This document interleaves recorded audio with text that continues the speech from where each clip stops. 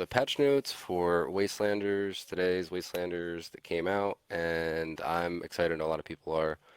I'm going to go through the updates real quick, see the new content, I guess that dropped in the Atom Shop, and then jump right in. They're calling it People Are Back, right? Whether in search of rumored fortune or mere survival, people have returned to Appalachia in droves.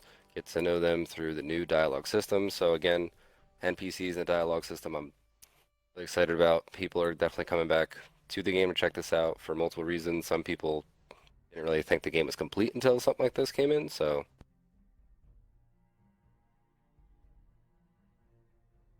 a new main story. Experience a new story that Wastelanders brings to 76 by completing all new main quests. So that's, I guess I'm gonna have to start that right outside of Vault 76. Even though I'm not too far into the story, I think it should interweave with my newest character. The factions who you side with, the raiders at the crater or settlers at Foundation. So I'm actually gonna jump into like the good guy. My newest character is gonna go through the settlers playthrough, and then eventually I'm gonna get on my main character. That character is gonna do a little bit of both, settler stuff and raider stuff.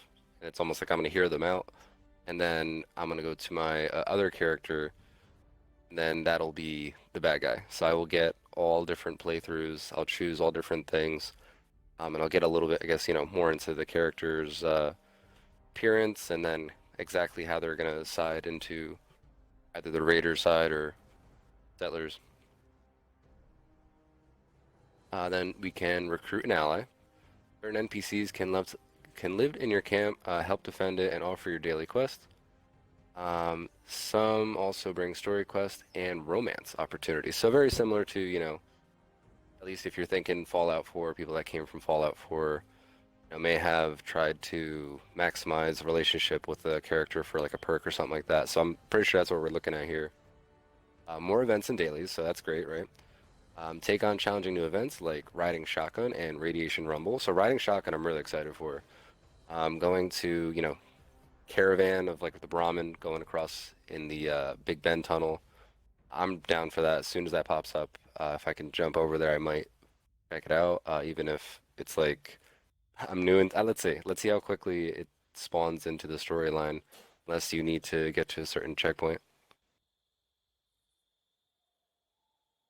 New items and enemies. Down the monstrous Wendigo Colossus or a pack of floaters, but don't forget to pack your new Gauss minigun. So I'm curious to know if they're also adding new weapons to the Purveyor soon. I'm gonna start saving up script, and then I'll be, I guess, waiting for a cue that the Purveyor also has new stuff. Because that'd be interesting, rolling a bunch of script into that, see what I get. Especially like when the game, just adds new items. If it's OP, you might get like a legacy. You wind up rolling something, and they're like, that's too powerful. We need to dial it back. New updated locations, new arrivals in Appalachia are certainly making their mark on the world. Discover new and updated locations as you quest and explore. All right, so they're saying, welcome to the year 2103. It's been a year since the door to Fallout 76 rolled open on Reclamation Day. A lot has changed in Appalachia since you and other Vault dwellers began rebuilding. There are many new people to meet and things to discover as you continue your adventures. So they also talk about, NPCs and dialogue. Again, going back to, if you remember it from 4, they're actually calling out in the patch notes similar to Fallout 3. But again, going back to the allies, I think hopefully that's going to be something more like Fallout 4. So you're going to have your special checks. Single player response can have any number of choices available. If there are more choices, that fit the display, you can scroll down to see them all. So they've definitely put a ton of content into this and just kept dumping content into this. So I can only imagine how much, dialogue and how many people were involved in creating this. They also even went back to, let's say, Modus, Rose, and the Grafton Mayor for more dialogue. They're saying a new main quest, like I was mentioning before, just outside of Vault 76, you can dive into Wastelander's story and meet Lacey and Izella, who will guide you to experience the Wayward quest line. So while I was at Bethesda Game Days, I already started this. So I'm already kind of familiar with the start, and I'm just It's right along the way to you finding the Overseer's camp, so it's like kind of done very well integrated into the story, so you're gonna stumble upon it no matter what. And then at that point, it's your choice to, if you're a new character in the game, you can either do it with, the main quest, it seems like, or just go off to the side. So like I said, on my newest character, I'm Flatwoods, and basically stopped questing after that. And then shot up, it's basically a level 100 between those double and XP and triple XP weekends. But so as I jump onto that character, it also says the original Fallout 76 main quest is still available, but expect new touches of life, both with new NPCs and full dialogue with existing NPCs. So the character that I haven't really done much in, which I guess is all my characters, but the newest one, I'll be able to kind of get a fresh new experience. Also says to accommodate new quest and story content, some new no camp zones have been added to the game, right? So a few days back, I've definitely posted their little, no fly zone where the no camps are going to be. People had to basically get evicted and move their camps out. But of course, they're saying, you can move your camp for free. So hopefully everybody took care of that while they had a chance to. I don't know if any of my other characters were affected. I'm pretty sure it wasn't. Now on the Raiders side, it says the Raiders are in part survivors that fled Appalachia, who now return to reclaim land they believe is rightfully theirs. So I'm gonna actually be the good guy in the beginning. I'm gonna help the settlers. The Raiders are gonna be more my second and third playthrough. Says initially you encounter Raiders in the wild. They will be hostile and attack you. Even in the crater, expect a chilly reception. Their vendors won't deal with you, and they'll bring the opposite of, the welcome wagon. Um, I am interested in seeing what they have. I feel like they could have some more interesting, put together kind of haphazardly armor and weapons that might be OP, but looks like it's about to fall apart. I don't know. Going back to the settlers. The settlers are a collection of survivors gathered by some construction workers from the Washington, D.C. area. They heard there was land. They all caravan to Appalachia. So I like that. They're already adding kind of right at the get-go who these people are and throwing this into the lore of the story. The settlers are happy to speak and trade with you right away. Like the raiders, you can get to know the settlers better over time and become an ally to them. I'm curious to know how the ally system actually works. I don't know if you can pick up people from different camps or you have to find people along the way. Then let's say their leg's broken, you give them a stim pack. It's like, hey, thanks, man. You didn't have to do that. I'm in debt. And then, they get attacked or something, and then you have to save them. And then they're in debt to you or something. I don't know. Might do something like that. Let's see. Gold bullion and faction reputation. After completing the main quest, you will gain access to gold bullion, a new in-game currency. And this makes me wonder how quick we could finish the main quest line. Alright, gold bullion can be gathered by exchanging treasury notes at gold press machines up to daily limit.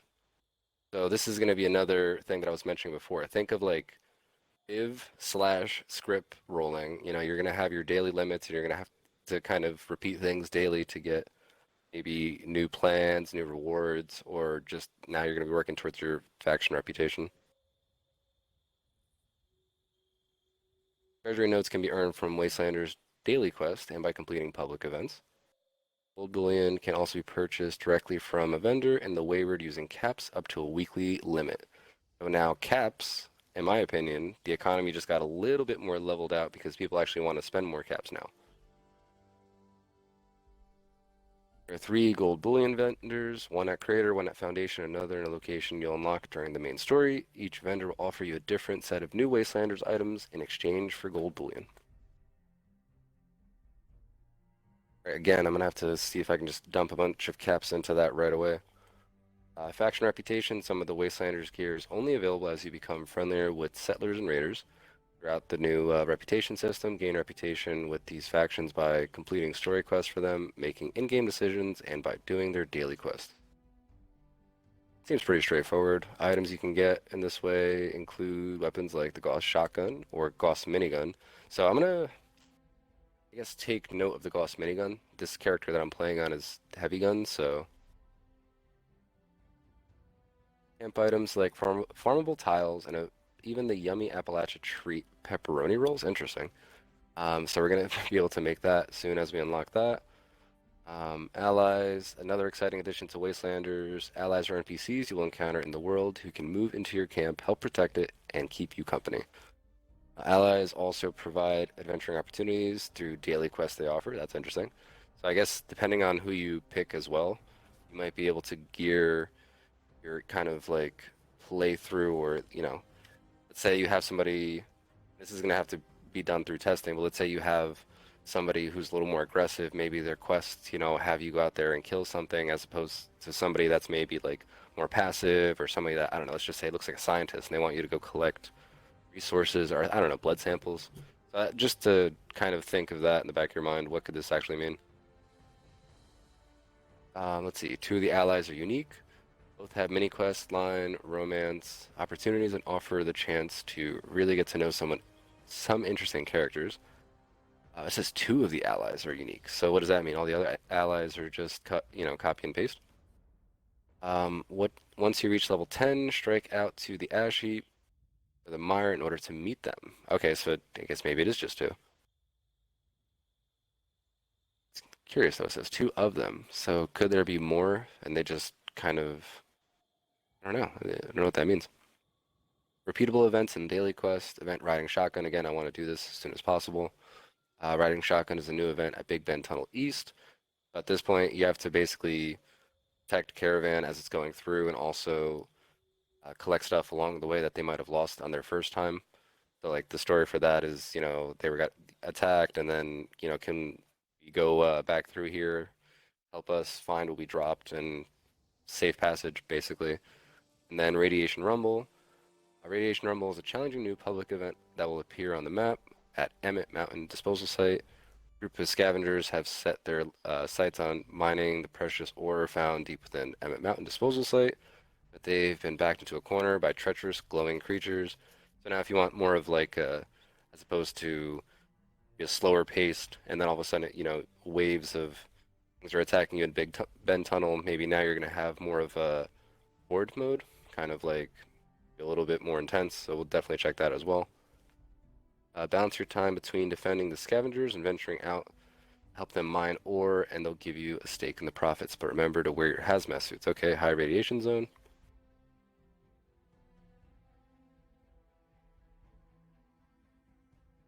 New daily quests. There are four new daily quests available in Wastelanders. Two from the Raiders at Crater, one from the Settlers at Foundation, and one more you'll discover as you play through the main story quest. Raider dailies alternate with one or two available to you each day. All four dailies can be completed to earn treasury notes, XP, caps, and some loot. Daily quests from the Raiders and Settlers will also award you with some reputation for your efforts. They jump into new enemies, talking about the floaters, Wendigo Colossus, Blood Eagles, and Cult of the Mothman.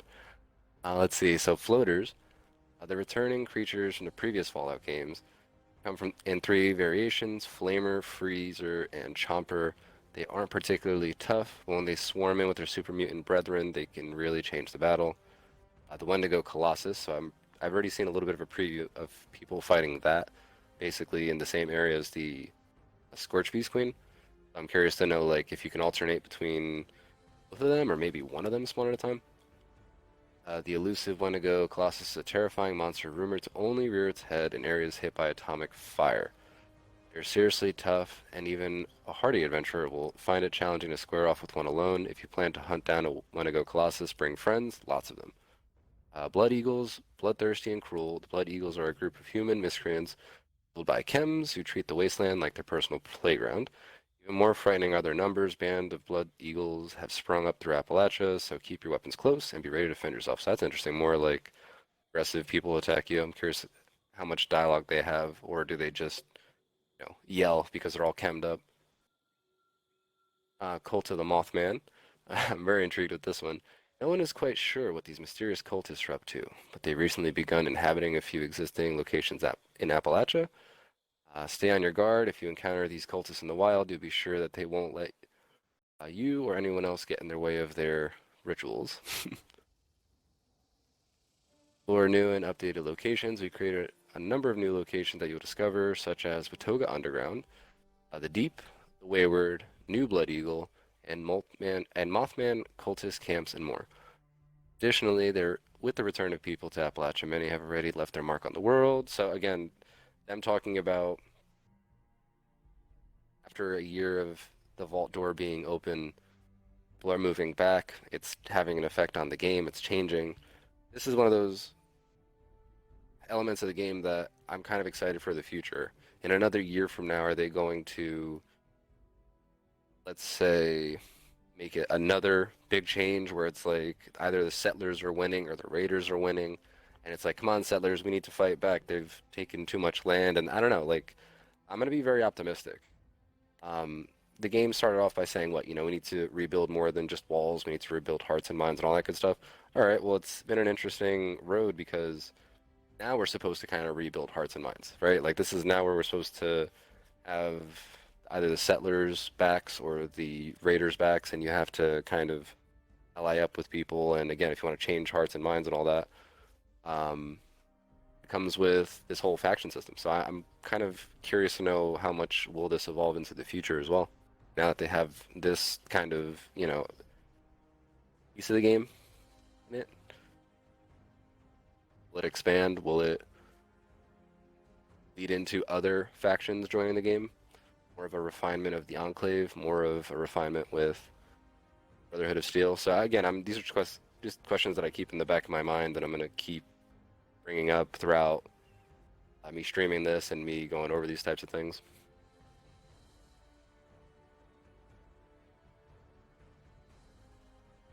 So at the same time, says additionally, with the return of people to Appalachia, many have already left their mark on the world. They transform many existing locations like the Crash Space Station, Spruce Knob, and WV Lumberco, amongst others, to better suit their needs. So again, now they're changing it. They're moving in. They're taking up resources. Is that going to shift things around, or will resources be easier? Do we have to go through people to get resources now, or like part of the dialogue? Curious to see that as well. Daytime and oh wow, the day-night cycle has been changed. Daytime has been lengthened from 8 to 13 game hours, so that you have more sunshine while you quest, craft, and explore. Dusk, dawn, and nighttime have been shortened accordingly. Interesting. So will you have less time to be nocturnal build? Does that further put nocturnal, um, at a smaller time frame? Curious to see. Lighting, they made significant improvements, so that's great. Let's see, what else we got here? Let's see, nice quality of life improvements. Quest UI, quests have received significant user interface improvements in today's update. Here's a summary of adjustments we made. We got quest markers are now going to appear on the map. You can go between the inactive ones and, okay, the main ones. Clicking quest markers on the map will bring a display pop-up showing more detailed and description of that quest. So they've already started doing that with, let's say, encrypted event, Scorch Peace Queen, Scorched Earth. I guess they're just going to keep expanding on that. That's great. What else we got here? Additional quality of life improvements. Legendary enemies. A notification now appears and a sound effect plays when a legendary creature regenerates to full health during combat. Interesting. So maybe while we're fighting a horde of ghouls, maybe at, let's say, DMV, if that hasn't changed, I guess now we'll hear something and we'll know that one of them was tagged. I don't know. I'm curious. Nuke zone spawning into an active nuke zone when you join the world is no fun. From now on, if there's an active nuke zone at your login location, you'll receive a prompt offering you the option to leave the current world and search for another. That's good, but that sucks if you hop at, let's say, White Springs, and that's been, recently nuked. Maybe you're gonna have to hop multiple times. I don't know. Like, I'm curious to know how this is gonna work. We've already seen people, unfortunately, nuke all the wrong spots, so I can imagine how spawning could be. You'll be protected from radiation for a short period of time while you make your decision to stay or leave. This protection will end if you end early if you move, attack, or take damage. So if if you spawn somewhere that, I don't know, let's just say a random creature like is in the area and attacks you, if you're making a decision and you die, you're just still gonna die. I'm curious to see what that's gonna turn into. I can imagine that not working out too well. Press and hold. When viewing many types of pre-placed items in the world, you can now press and hold your interact button to look to quickly make use of those items without entering your Pip-Boy. Example, if you press and hold the interact button to quickly equip and favorite weapons you find, consume aids, or learn plan. Okay, that's better. So instead of just going through your inventory, you can use them now. Public events, the descriptions now have suggested player level. A radio host, nice. So it's no three dog, but who we got? New arrival name Julia has taken to the airways to host Appalachia Radio. Tune in to catch her quips in between tracks. All right, so maybe I'll have that on in the background. Search perks. The functionality of search perks like Scrounger and Pharma is now automatic. You no longer need to press a button to manually search containers for bonus supplies. Nice. You will get a friendly Vault Boy notification when your perk kicks in. Nice. All right, that's awesome. So you don't have to manually click it, but I guess you still have to put on perk itself, like maybe even one that boosts the cap stashes. I'm gonna have to maybe have that on the background too. So they also start to go into bug fixes about different things with auto scrapping. Apparently the billboard costs too much at camps. They fix some of the lights. Scrapping using the Tinker's workbench now generates components when scrapped. Let's see. Urban and forest scout armor pieces now generate components when scrapped. Turrets address an issue that can prevent turrets from firing enemies in close range. See, that's the issue I had. All my turrets are always down. Combat VATS entering VATS while firing an automatic weapon will no longer cause that weapon to stop firing. I had that issue with multiple guns. Like the mini, I don't know if it was the minigun or the new character that I'm using. The minigun and I think the 50 cal. I was having issues with that. I might start winding up the gun, and then if I went into VATS, it would just completely stop winding it up or something crazy. VATS frag mines can now be destroyed by shots fired in VATS. Right? There's a bunch of different item fixes. Keep an eye out for anything that's really going to be affecting us here. Z-Skers can now be sold to vendors for caps. That's interesting. Fusion Core fix an issue that could deplete a Fusion Core in the player's inventory when exiting power armor. Gatling Laser. Reloading a Gatling Laser early no longer causes multiple Fusion Cores to be loaded, which could prevent the player from firing other weapons. Gatling Weapons. Firing a Gatling Laser or Gatling Plasma with the fully charged Fusion Core no longer empties the magazine after just a few shots. Prevents the magazine from being topped off when reloading. Yeah, that's like when you reload and you always have the same amount too, and it's just going through the most filled Fusion Core. Harpoon gun, legendary harpoon guns can no longer incorrectly spawn with the explosive attribute. So now my collection of harpoon guns has now just become legacy.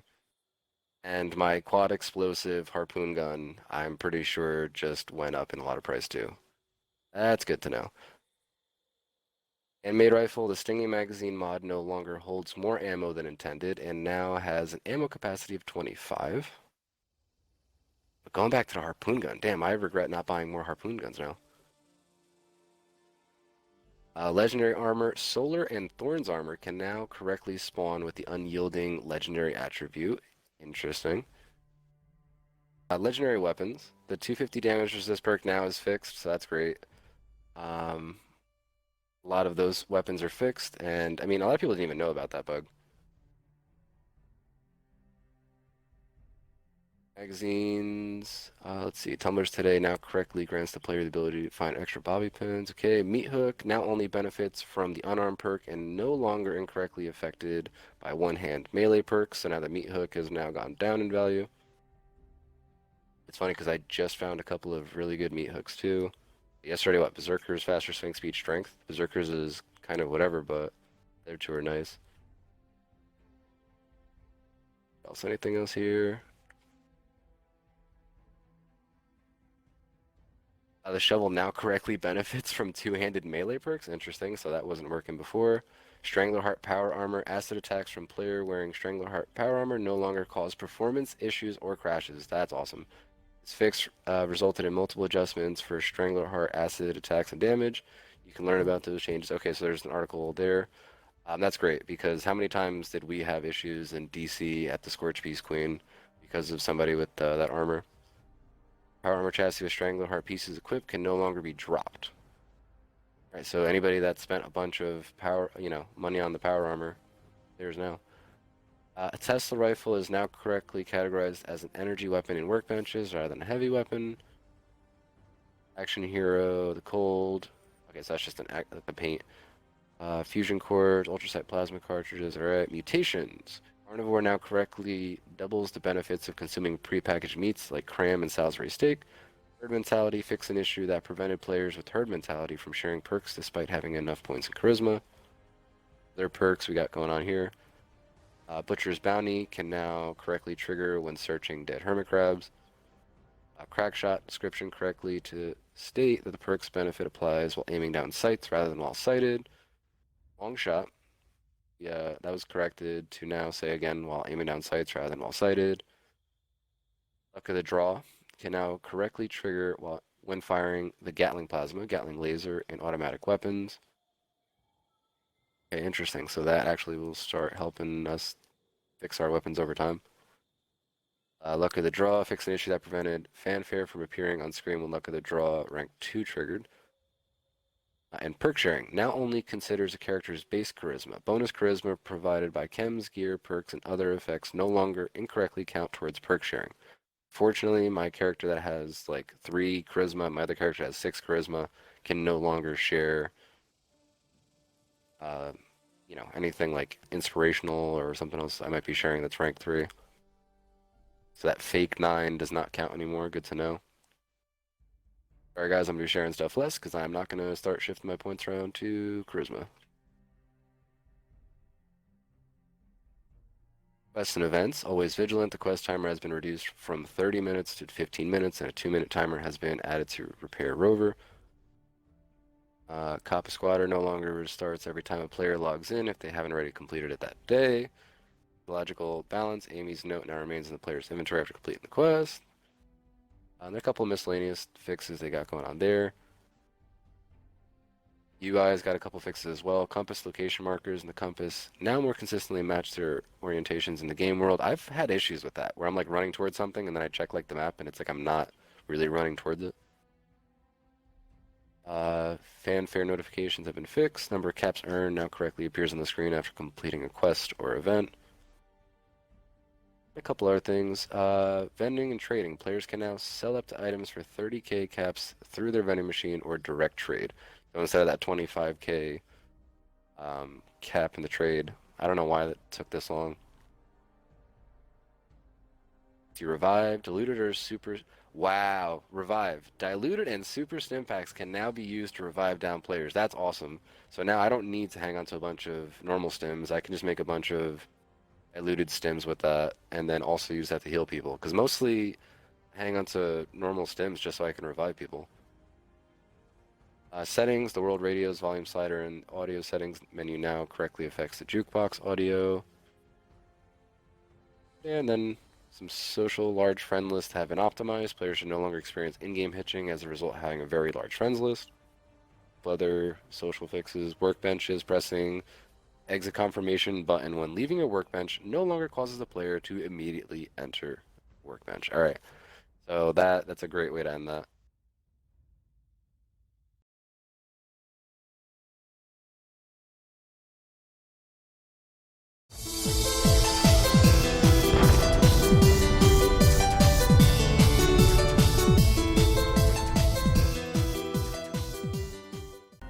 The Wayward, which is right across the Overseer's camp.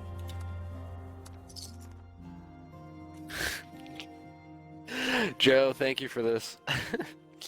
Whoever missed this yesterday, oh my.